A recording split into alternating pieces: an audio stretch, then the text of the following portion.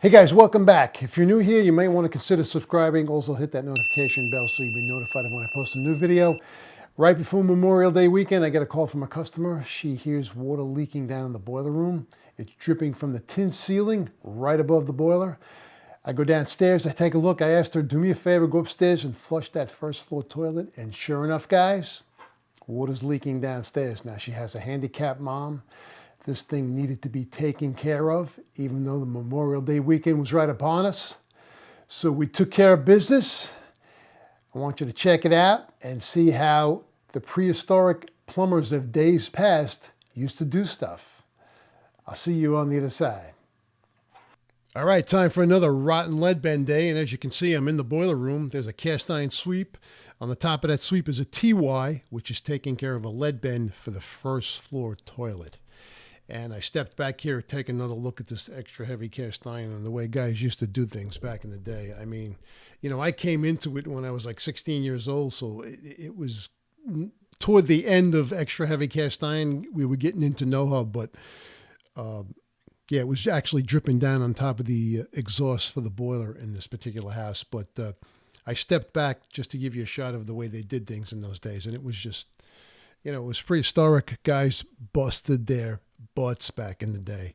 And, you know, that's the way they did it. That's the way it was done. I mean, I don't know how I ever even stayed in this business. Look at that sweep on the left, the way it's back pitched.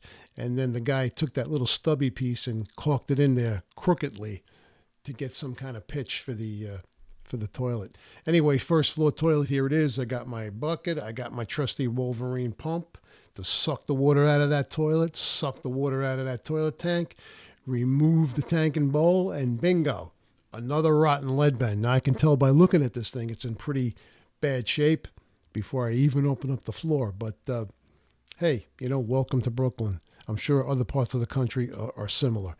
And here's another shot of that. At least I'll give the guy kudos. He did solder the floor flange onto the lead bend. A lot of guys just bend it over. So I took the tile up. Now this tile was a new tile floor over the existing hexagonal floor from days gone by. And I usually go in there with a screwdriver and I'll probe around, make sure there aren't any water lines or anything like that in there before I get my Sawzall out and I start cutting the floorboards out. But when I got these floorboards opened up, bingo, baby, look at the top of this lead bend. Talk about rotten.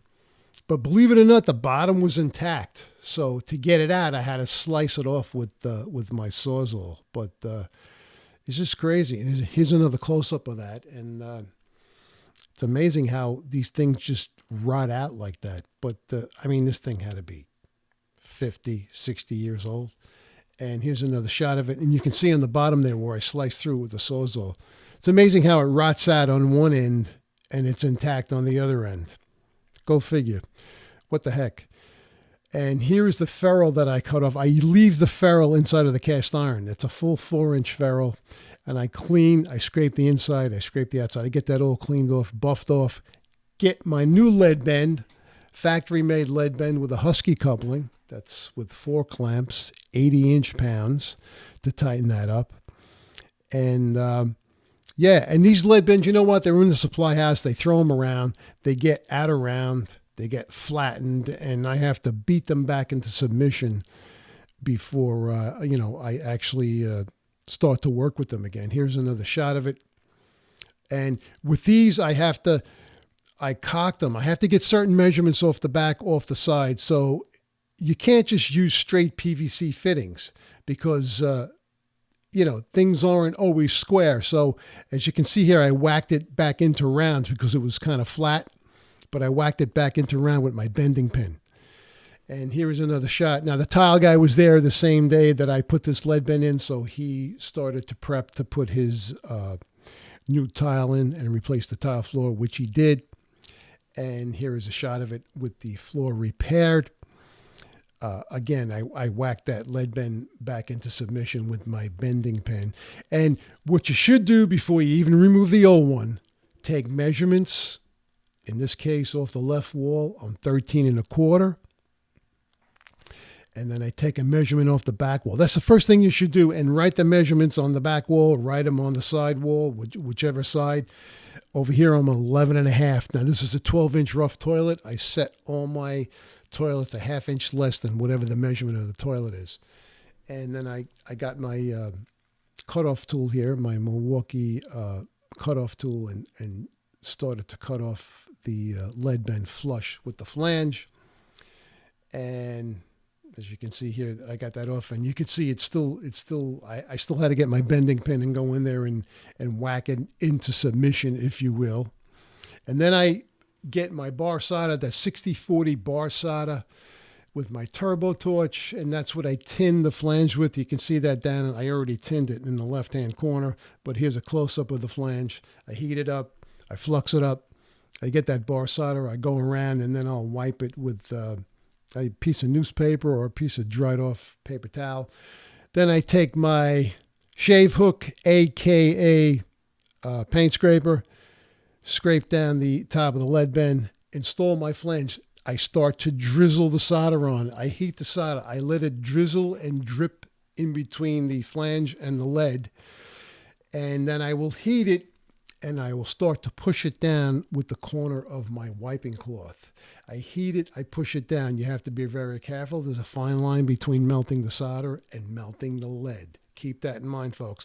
And if the soldering guards are with you that day, this is what it should end up looking like. I usually will make 2 passes with solder to build it up. And this is the final finished soldering job. Wait for that to cool off. I install my wax gasket. I install my flange bolts. In this particular case, they had a shutoff valve that wasn't working, so I installed a new straight speedy shutoff valve in place of the angle one that was there. It was just going to be easier the way this was configured, to put a straight valve. Set that bowl back, put in my water-based caulking around the base, and that's it, folks. Another lead bend in the books on the Memorial Day weekend. So there you go, guys. Another lead bend installed by plumbers from days gone by. Folks, listen, I'm getting a lot of requests from people to actually do live videos, and I'm trying to make that happen. I think it's me I have to get over. I kind of feel that if I walk into somebody's house that's asking for service and they see me walk in there with a camera and start shooting video, they're going to be a little apprehensive about, like, you know, hey, I hired you to fix my plumbing. I didn't expect you to come in here and start filming. So, you know, I got to get over that, and I'm trying to figure out how to make that happen. So please bear with me. In the meantime, I'll do these screencast type tutorials. Anyway, I hope you enjoyed this video. I hadn't done a lead bend in a while, and as you can see, this thing was rotten beyond belief, but that's the way things are here in good old Brooklyn, New York. Folks, I want to thank you again for stopping by. If you're not already subscribed, please consider subscribing. Hit that notification bell, but more importantly, hit that like button, because YouTube will not show my videos to anybody if it's not getting likes on any of my videos. I'd like you to keep an eye open for one of these 2 videos that are going to pop up here to your right. One of them I chose, one of them YouTube chose. I want to thank you again for stopping by. I really appreciate you watching my stuff. It's an honor. Stay well. I look forward to seeing you in the next one. And as always, guys, happy plumbing.